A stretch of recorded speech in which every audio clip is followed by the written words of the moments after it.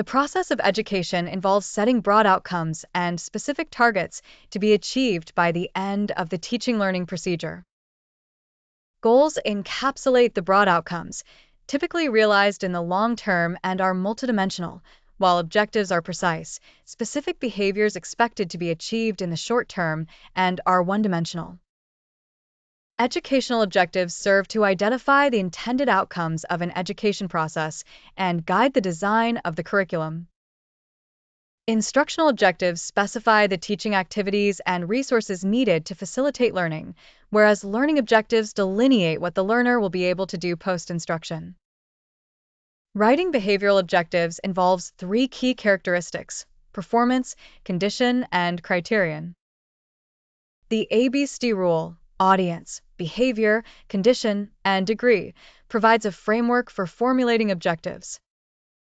These objectives must be specific, measurable, achievable, realistic, and timely, SMART.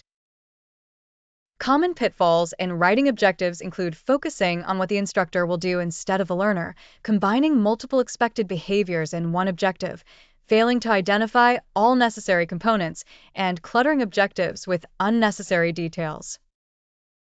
The taxonomy of objectives classifies them into cognitive, thinking, affective, feeling, and psychomotor, doing, domains. These domains further break down into levels of complexity.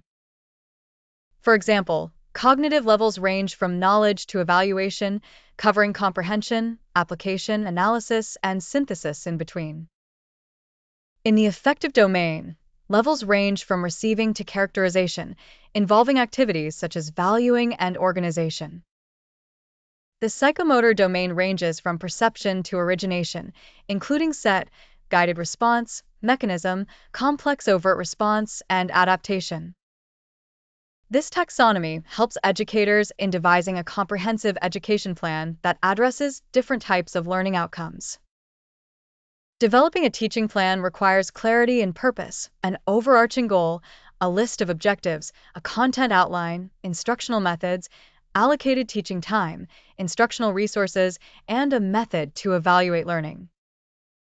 Additionally, learning contracts outline the specifics of the learning activities, holding both teacher and learner accountable.